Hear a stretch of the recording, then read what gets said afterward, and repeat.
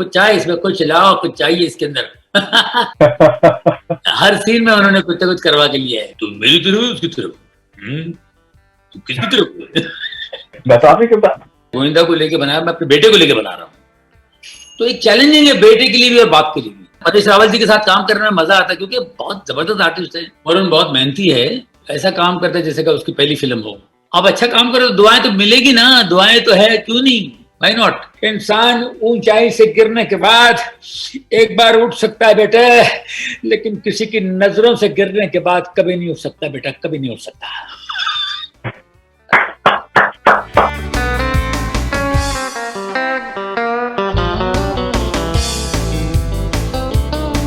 बाप के लिए बहुत खुशी की बात होती है।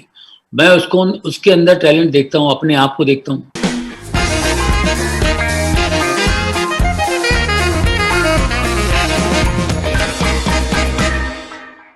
अभी हम जब कोली नंबर 1 में देख रहे हैं आपको, हाँ, तो सर आज से 20-25 साल पहले जो हम आपको पर्दे पे देखते थे वैसे ही आप आज भी नजर आ रहे हैं, इसका सच क्या है? ये लोगों का प्यार मोहब्बत और कुछ नहीं, सिंपली लोगों की मोहब्बत से। हम जब लोगों से बाहर मिलते हैं, जो इज्जत देते हैं, जो प्यार देते हैं, जैसे अभी आपने मुझे देखते ही कहा बिग फैन, ये तो हमारे लिए खाना है यार, ये तो हमारे लिए अमृत है।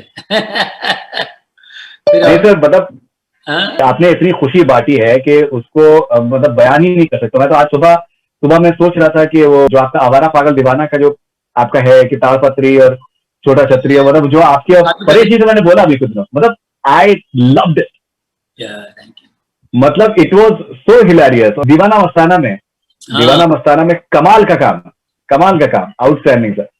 ऑलराइट सर, कैसा एक्सपीरियंस था डेविड जी के साथ में फिर से काम करने का? उनको भी मजा आता है इम्प्रोवाइज करने में? नहीं, डेविड जी के साथ ऐसे वही जोश है, वही क्या कहते हैं, वही स्पार्क है जो दीवाना मस्ताना में था, वही है। तो बड़ी बात है क्योंकि आदमी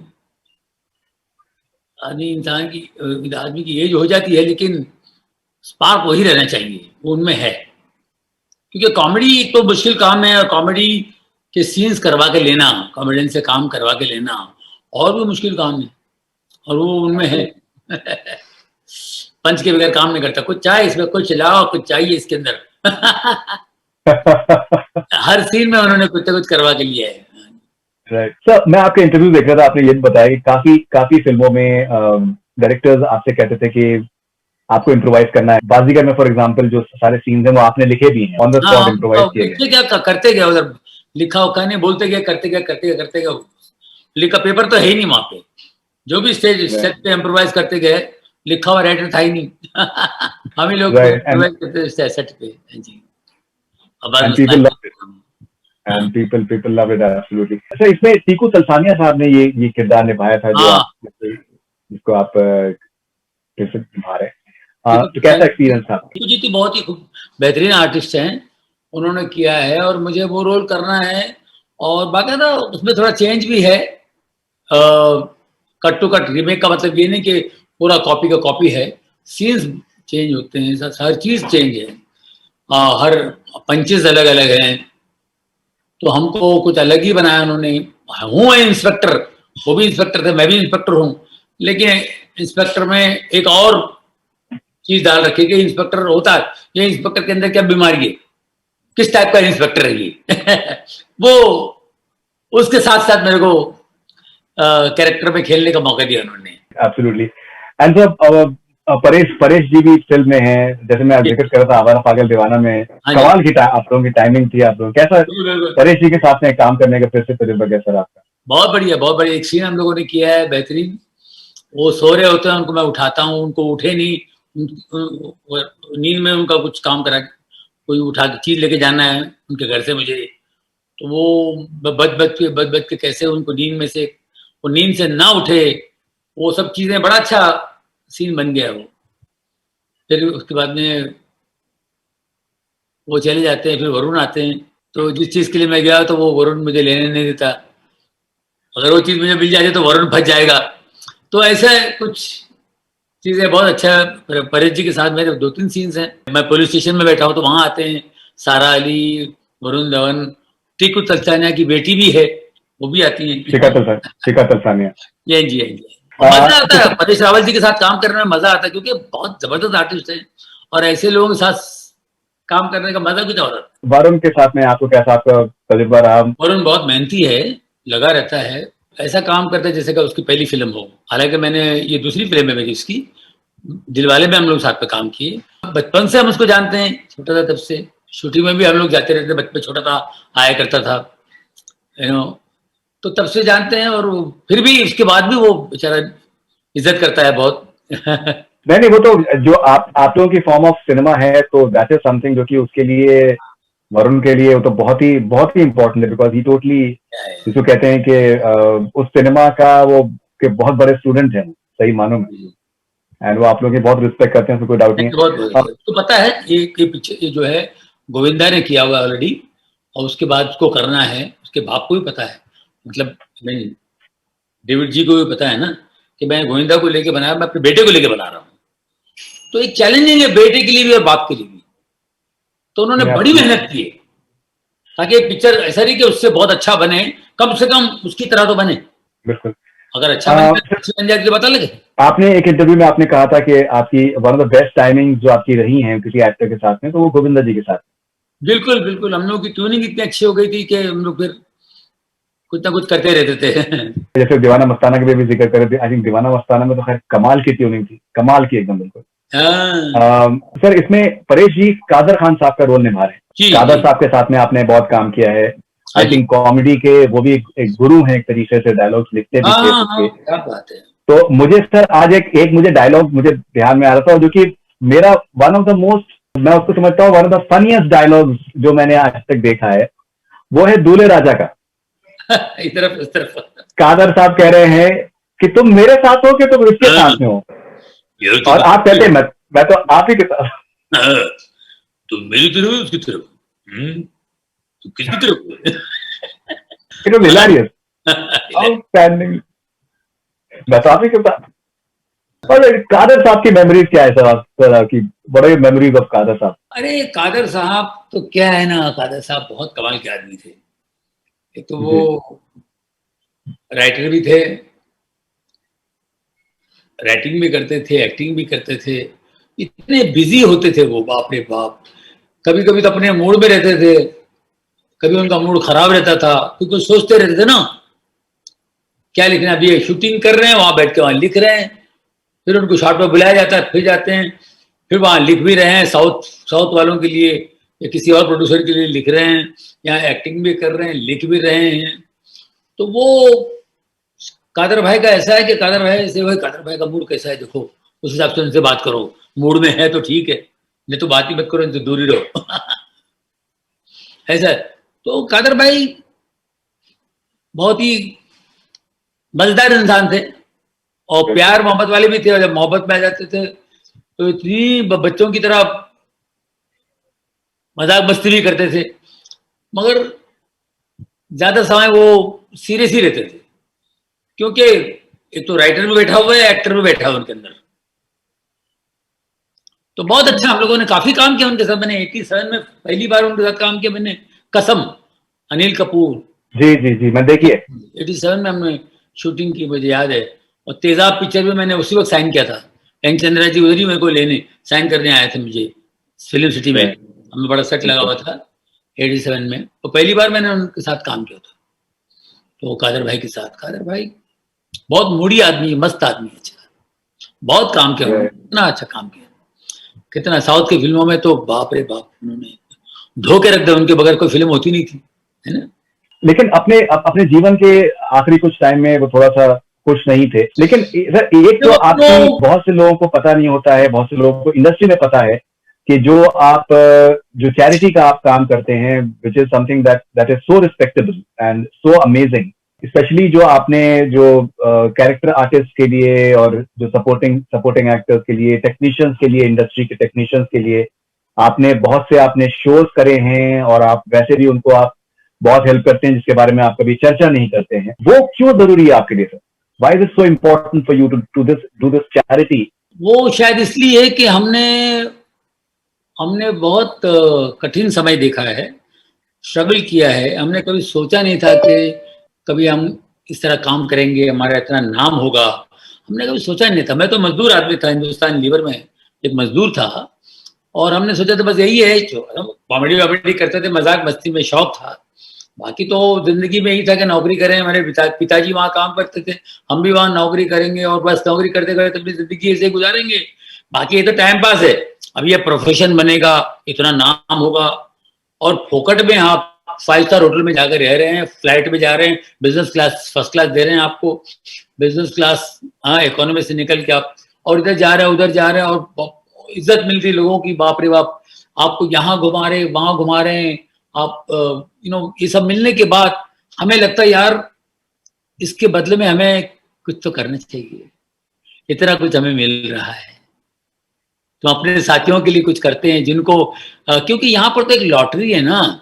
हमारी फिल्म इंडस्ट्री में कितने लोग लाइन में खड़े हुए हैं, लाइन लगा खड़े हुए हैं, और कितने लोग काम कर, बताइए, चंद लोग तो काम कर रहे हैं। ये गया तो वो आएगा, ये गया तो वो आएगा। ऐसे में हम लोग अगर अपने साथियों का जो साथ अपने कलीग्स से साथ पे काम करते हैं, इनके आप हेल्प करते हैं तो कौन सी बड़ी बात करते हैं, अच्छी बात है ना। एक दूसरे की हेल्प करते हैं, हमको करने से अच्छा लगता है सुकून मिलता है।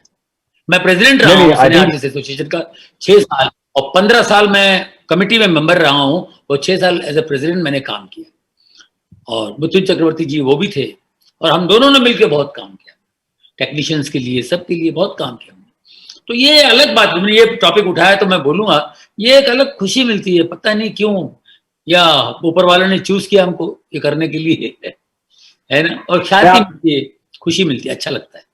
एब्सोल्युटली सर, मैं आपका इंस्टाग्राम लाइव आपने किया था बमन ईरानी सर के साथ में लॉकडाउन के शुरू में। हाँ जी, हाँ जी, हाँ जी। तो वो मैंने लाइव देखा था, तो उसमें एक बमन सर ने एक बात आपसे जिक्र किया कि आप बिल्कुल एकदम करियर के अपने शुरू में आपने कोई एक स्टेज शो किया था। उस वक्त आपके पास भी बिल्कुल पैसे नहीं थे, आपको स्टेज शो से 10,000 रुपए मिले थे, और आपका कोई दोस्त था वो दुबई उसको जाना था, तो आपने उससे 10,000 रुपए से आपने उसका टिकट करवा दिया, एयर टिकट करवा दी, और आपके पास फिर भी कुछ बचा नहीं उसके बाद में, विच इज अमेजिंग। मेरा दोस्त है कादर, मेरे बचपन का साथी है कादर, उसके लिए मैंने, वो दुबई जा रहा था तो उसके टिकट वगैरह के लिए पैसे कम पड़े तो मैंने उसको दे दी। सर क्या आपको लगता है कि ये लोगों की दुआएं हैं जिसकी वजह से आज भी आप खुश दिखते हैं, आप रेलिवेंट हैं, आपको काम अच्छा मिल रहा है? और मतलब for me, and I am being very honest, आप जैसे आज से 20-25 साल पहले दिखते थे माशाल्लाह से, आप वैसे ही दिखते।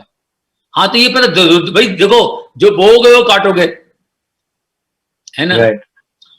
तो आप अच्छा बोगे तो अच्छा काटोगे, आप अच्छा काम करो तो दुआएं तो मिलेगी ना, दुआएं तो है, क्यों नहीं, व्हाई नॉट, है ना। right. हमारे बड़े बुजुर्ग जो कहते हैं वो गलत थोड़ी कहेंगे। आपने काफी बार आपने कहा है कि कॉमेडी आपकी जो आती है वो ऑब्जर्वेशन से आती है। बिल्कुल। और मैं आपका एक इंटरव्यू देख रहा था, आपने उसमें बताया कि अगर कोई प्रोड्यूसर जो है, अगर आप उससे मिले किसी होटल में, पार्टी में, और अगर वो अपने असिस्टेंट को बोले कि जॉनी भाई को अच्छे से खिलाना, चिकन बिरयानी खिलाना, ये खिलाना, वो खिलाना, इसका मतलब ये है कि वो इतना खिलाने की बात कर रहा है, इसके अंदर ये पैसे नहीं दे। इतना खिलाने की बात कर रहा है तो इसका मतलब कि पैसे नहीं देने वाला है वो। तो ये जो ऑब्जर्वेशंस हैं वो I think they must be hilarious. बड़े कारीगर होते हैं, बड़े कारीगर लोग होते हैं, कुछ प्रोड्यूसर, सारे ऐसे नहीं होते हैं। कुछ प्रोड्यूसर आपको खुश रखते हैं सेट पर, इतना खुश रखते हैं कि आपको उनसे पैसे मांगने को दिल नहीं करता है। तो ऐसे खिला खिला के मारते हैं आपको। कुछ लोग जो ज्यादा पैसा खिला, समझ जाना ये भी चेक लेट से देने वाला है, देर से देगा ये। आपने ये भी कहा है कि जो स्टेज शोज आपके होते थे, उनसे आपने that is something that made you earn around 10 times what you earned in films. Exactly, correct. उससे ज्यादा हम लोग को स्टेज पे पैसे ज्यादा मिलते थे ना। मैं पूरी पिक्चर का हमको एक जमाने में मिलता था 20,000 रुपीज, 10,000, 15,000 पूरी पिक्चर का, एक टाइम जब मैंने शुरू किया था। उससे पहले भी तो बहुत हुए, तो पहली पिक्चर मैंने काम किया, फर्स्ट पिक्चर 300 रुपए पर डे, 300 रुपीज। तो एक महीना भी काम किया तो कितना हुआ, 9,000 है ना, 300 रुपीज है कि नहीं। और हमको एक शो में मिल जाता है 10 रुपए, 15,000, 20,000। 2 महीने काम करो, 3 महीने काम करो, 6 महीने काम करो, पिक्चर रिलीज होगी तब देंगे पैसे, और हमको पर शो 10,000 20,000, फिर 2 लाख रुपए मिलते थे, हमको पर शो 2 लाख रुपए मिल रहा है। ऐसा होता था। शो की बात अलग है ना स्टेज। मेरी एक रिक्वेस्ट थी हाँ सर, अभी आज के टाइम पे जैसे कि हम लोग इस वक्त अमेजोन पे हैं हाँ और ये ओटीटी प्लेटफॉर्म्स, इनकी कमाल की रीच है और कमाल के प्रमोशंस होते हैं इनके, हाँ, तो हम लोग एक जॉनी लीवर शो हम क्यों नहीं देख सकते सर? आपका एक स्टैंड अप शो हम देख सकते हैं। बिकॉज आई थिंक दुनिया भर में आपके जो चाहने वाले हैं, they would love to see a show headed by Johnny Lever, because बाहर के कंट्रीज में हो रहा है। हाँ, तो इसके बारे में कुछ आप सोचना चाहेंगे? आप सोचेंगे, बिल्कुल सोचेंगे, अगर होता है तो करेंगे अभी बिल्कुल। अब ये 3-4 महीने में अगर ये खुलता नहीं, अगर ऐसे थिएटर वगैरह में लोग नहीं आएंगे, तो ऐसे ही कुछ होगा शुरू, क्या करेंगे, ऐसे करना पड़ेगा ना। राइट।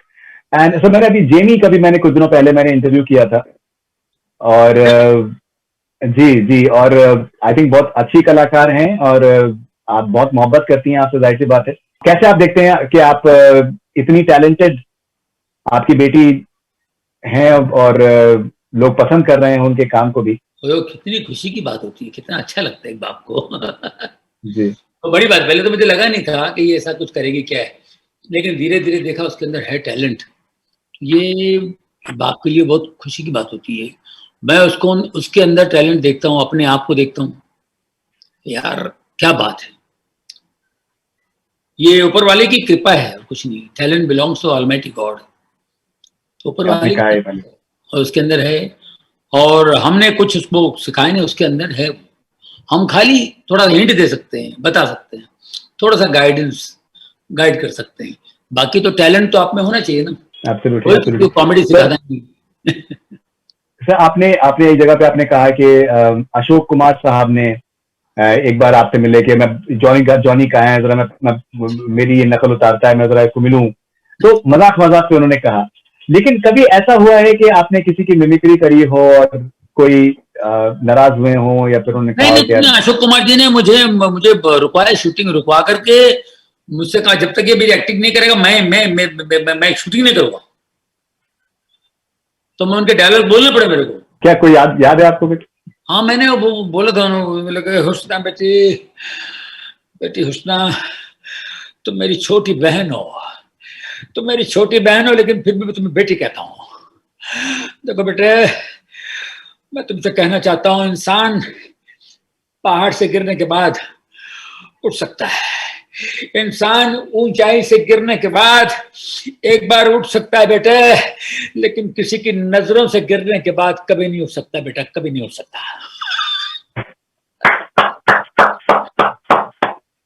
कुछ हुए मैं शूटिंग करूंगा। आउटस्टैंडिंग।